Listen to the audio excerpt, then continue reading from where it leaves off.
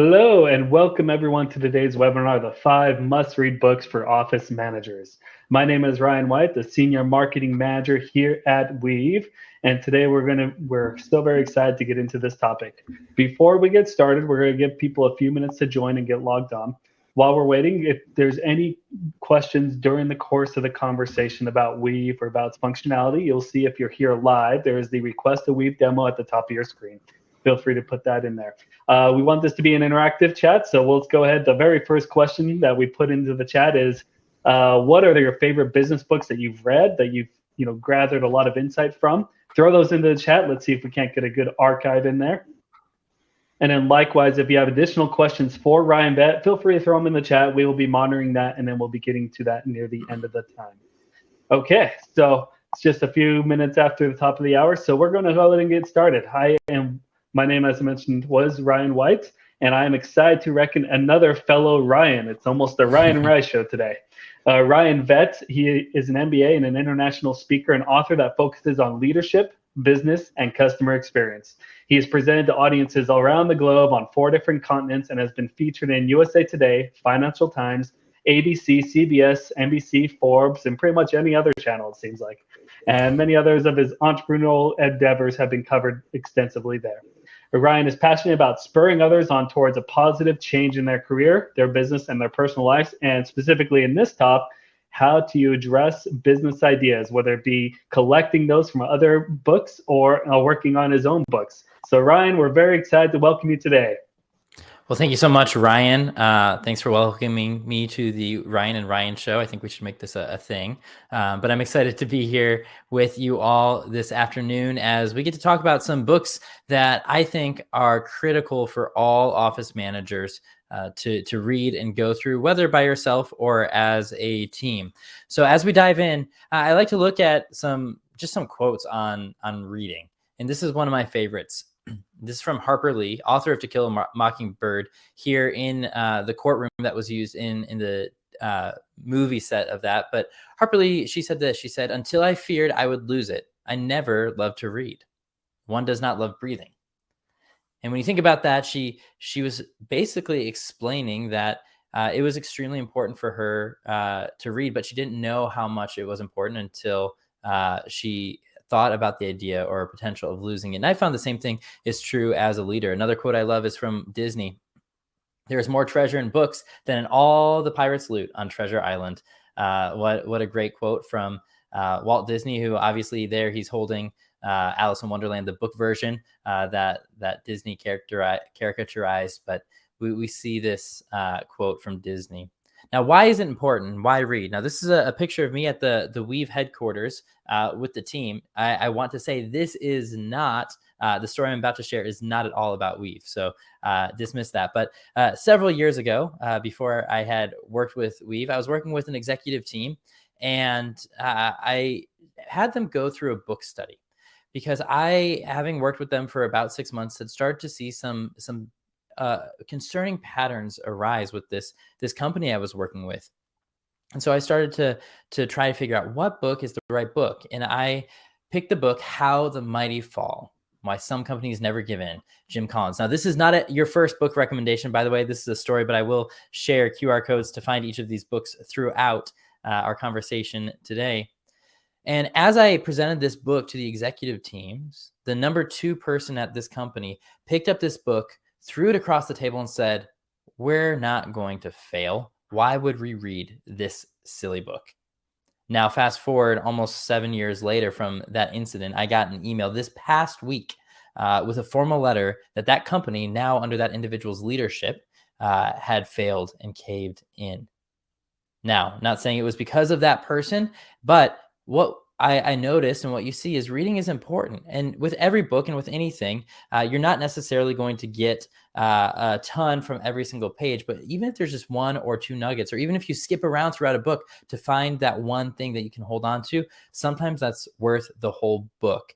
And also what I find is people who are afraid to read or often don't read often find themselves in positions like this executive who ended up leading the company that I once coached and consulted for, and leading that on its final day when it fell apart. So here's a QR code. And as I said, I'm going to put QR codes up for every book. I know some of you might be on mobile devices. These will also be available later in case you are unable to get them. So let's go ahead and dive into our first book.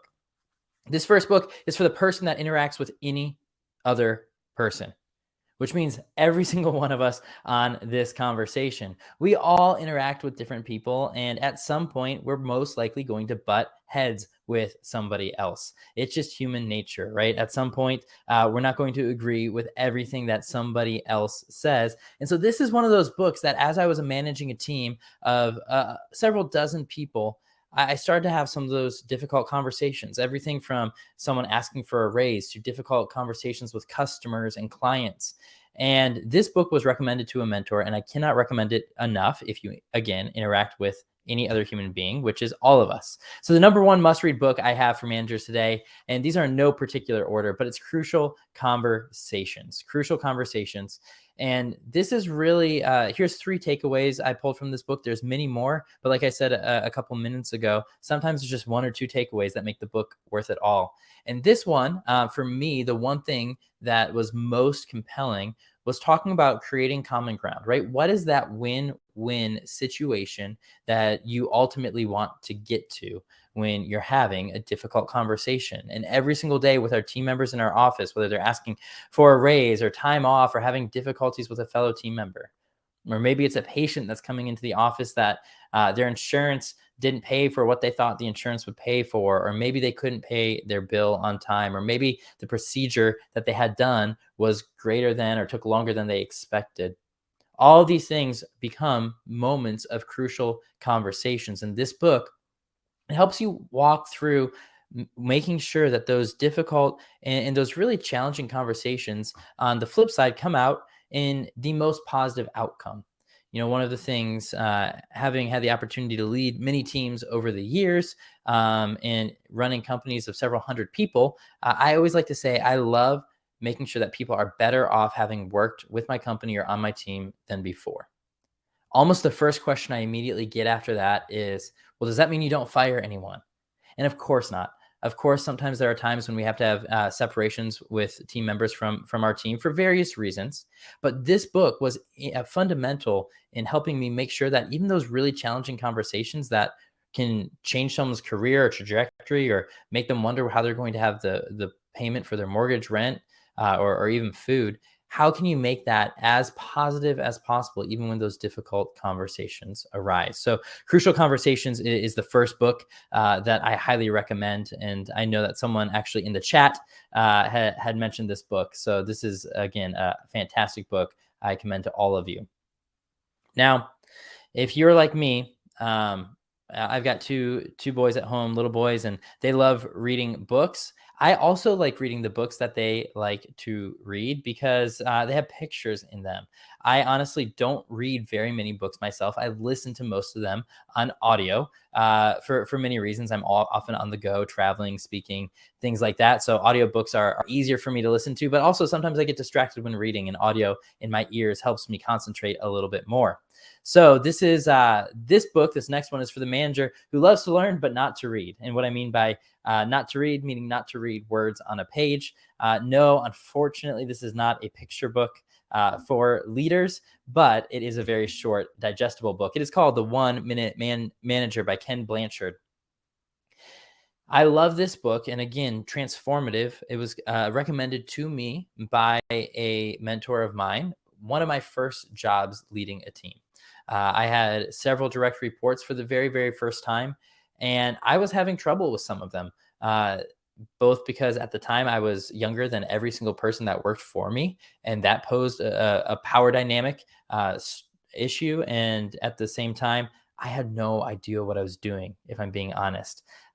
Managing people is a challenge. It was once referred to as herding cats. It's like someone trying to lasso cats going all sorts of different directions. They hiss and they meow at you, and they all want different things. So this is a fantastic book that is, again, digestible and bite-sized, kind of like a picture book for leaders. You can go through it very, very quickly. But here are some of the big takeaways I had from this book. The first one is you don't have to have meetings for every single important conversation. So we just talked about crucial conversations, right? Well, this one talks about how do you have a very crucial conversation in just 1 minute. And so the first thing is they talk about learning to set 1 minute goals. What is something that you can achieve 1 minute and trickle that down through the culture of your practice or through your business? Then the second one is 1 minute praises and 1 minute redirects. This is by far one of the best pieces of advice I got, not only in management, but also in parenting. As again, someone who has a toddler running around, sometimes the most helpful parenting tactic and technique is that 1 minute redirect.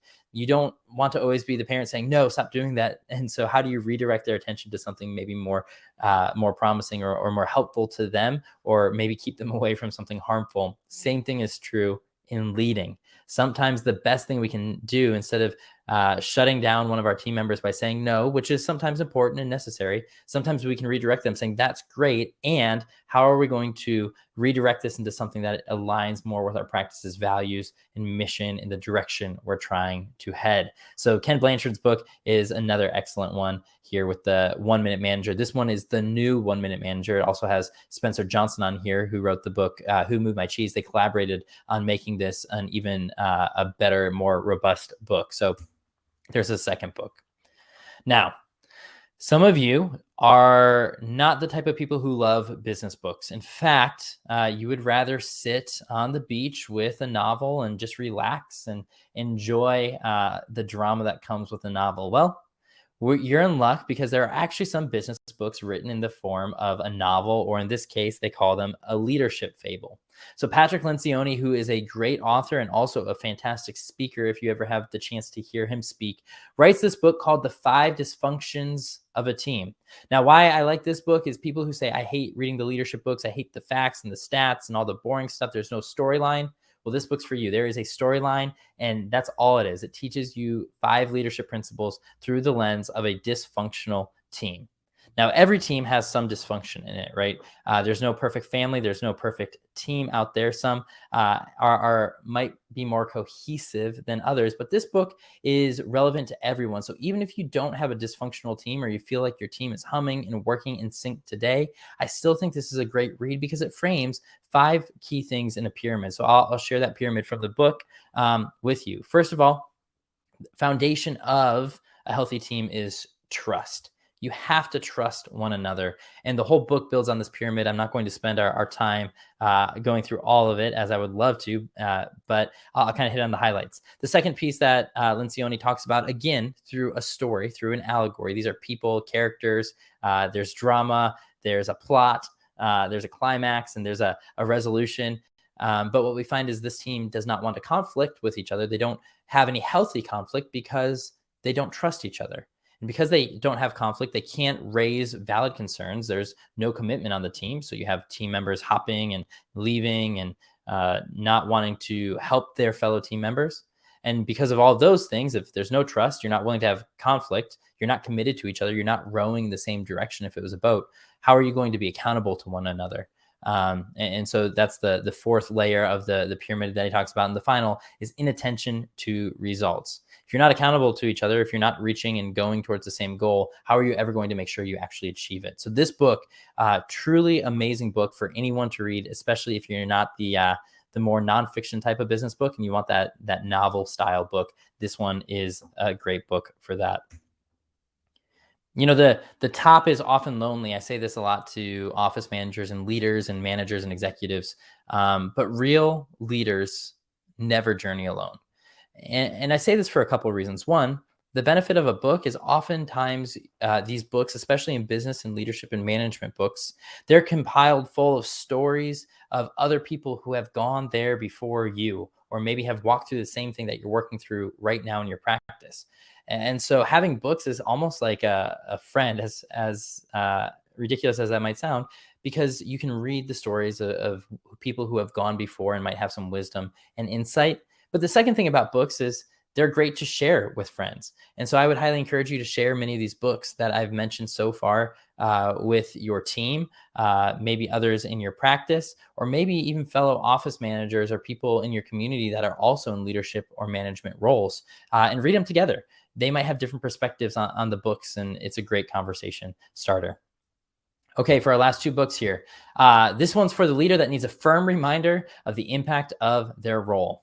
Every once in a while we need a kick in the pants, don't we? Every once in a while we need to be reminded how important our role is, but also the weight that carries. And one of the best books for this in understanding the weight is Extreme Ownership. This is by two Navy SEALs, and these Navy SEALs, they basically talk through some real life, literal war stories and the importance of team, but also more importantly, how the leader takes ownership and responsibility of everything going on. One of the things that they say, you see it on point number 2 here, is there are no bad teams, only bad leaders.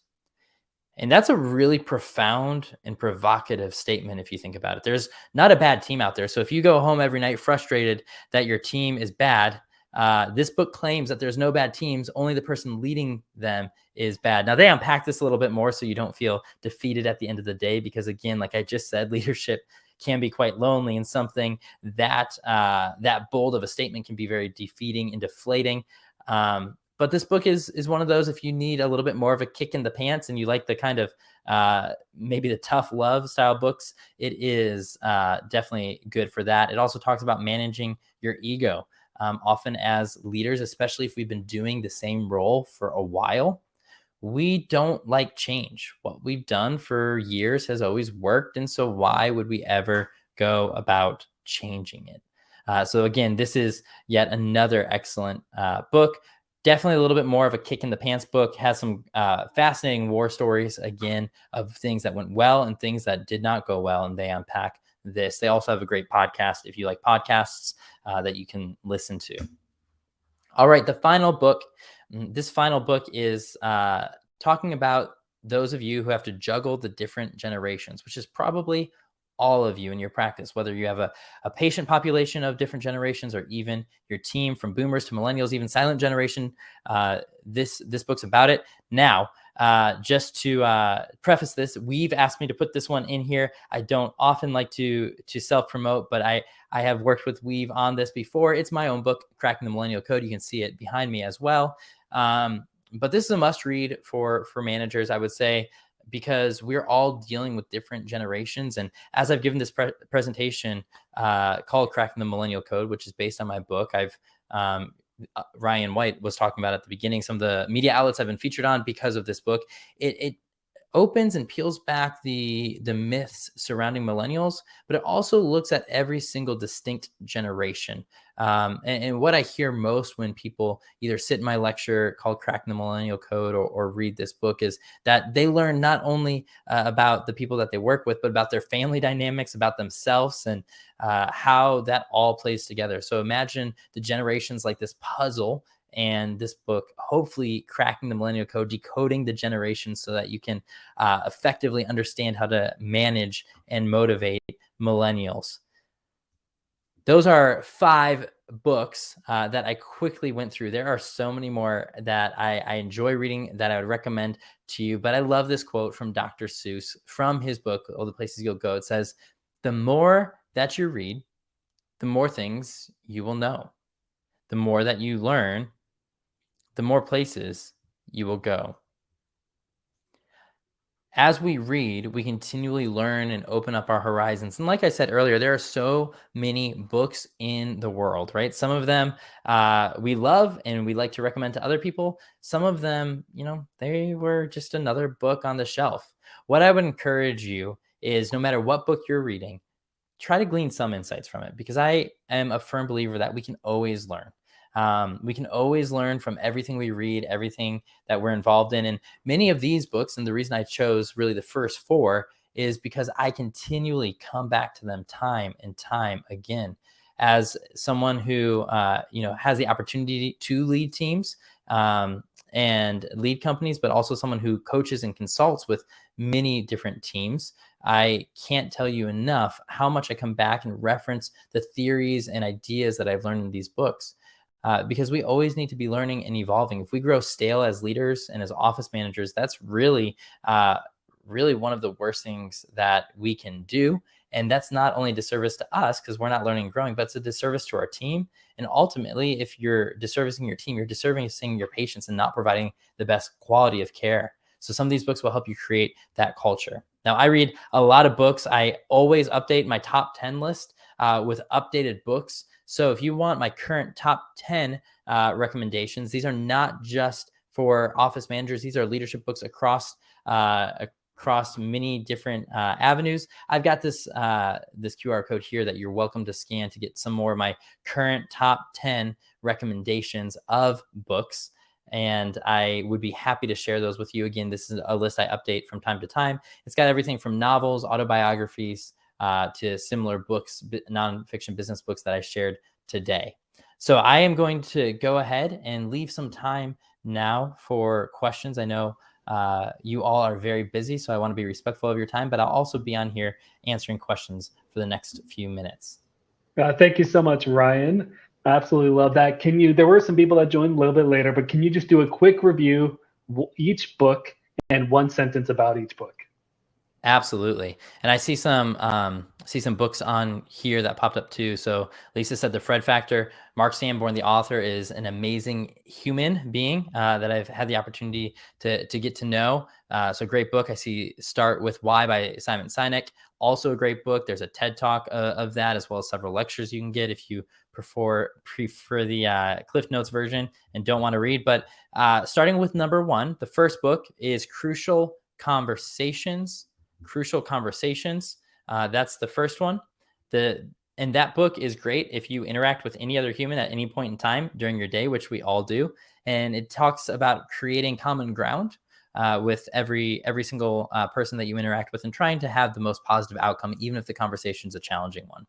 Second one is The 1 Minute Manager, or the one I showed is The New 1 Minute Manager by Ken Blanchard and Spencer Johnson. This one is all about learning to set 1-minute goals, give 1-minute praises. So instead of having performance reviews, which I'm not saying don't do, but instead of having lengthy performance reviews, you can have a quick 1-minute praise in front of the team, or maybe a 1-minute redirect when something is not going the way it's supposed to.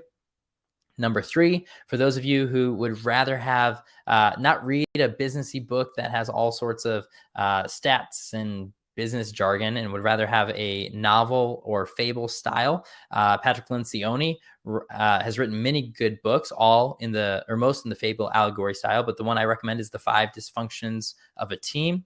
Even if you don't have a dysfunctional team today, chances are things change. And knowing that and having those 5 pillars of his pyramid, or those 5 levels of his pyramid in your back pocket, are great. And then the final book that I really recommend is Extreme Ownership by 2 Navy SEALs who really talked about how, as a leader, you need to put aside your ego and own everything that you do. That book is for someone who, not for the faint of heart. It's a kick in the pants for sure. And it gets you really thinking about how you lead.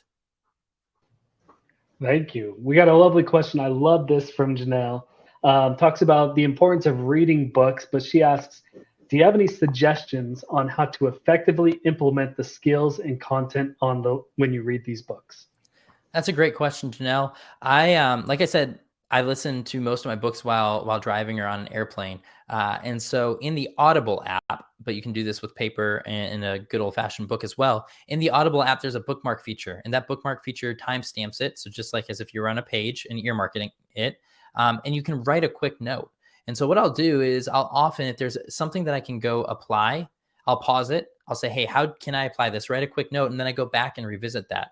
I think what happens, and I'm speaking for myself as a reader, when I'm reading, I fly through it because part of me wants to, add another book notch to my belt saying, hey, I finished yet another book this year. But what I find is if I stop and pause and kind of start making a list of, hey, they recommended doing this, that's a really helpful way to engage and actually practically use the content that you're reading and learning. I love it. The I statements of not just reading it and saying, what does this look like theoretically, but writing down 1 or 2 sentences of, I can try this in my office and writing it down and being accountable to what you do. Absolutely love that. One other question I've got for you, and this is my own personal question, is Okay. obviously you talked about your book at the very last little bit. Is there anything else you're working on that we could potentially be looking forward in the future? There are, Ryan. So you didn't set me up for this question. I will give you a sneak peek at two things I am working on. The first one is an amendment to the original book. And with Gen Alpha really taking over now, Gen Alpha is now 18, 19 and 20, as well as still in their teens, but we're seeing that move in. I'm working on kind of a sequel to that book. And then there's two others that I'm working on. One is actually going to be in the form of a children's book because I do like those picture books, but it will have business principles. It comes out of my lecture that I've done and my keynote that I do called $1,000,000 Lemonade Stand. I'm making that into a more accessible, digestible book that will be really fun. I see Joanna's question here. Is my book available as an audiobook? No, but it's actually being recorded as we speak. It'll probably be out this fall in audiobook. I love it. Well, thank you so much for your time, Ryan. We absolutely enjoyed getting your recommendations. Obviously, as one who reads a lot of business books as well as consults with a lot of practices, it is very valuable to see because it's one thing to ask a book recommendation and just get a whole slew of them, but to see where they apply in businesses that you work with every day. Thank you so much for your time. Thank you, Ryan. I appreciate it.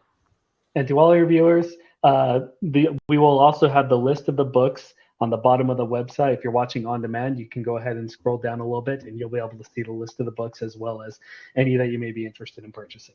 Thank you once again, and we hope you all have a wonderful day.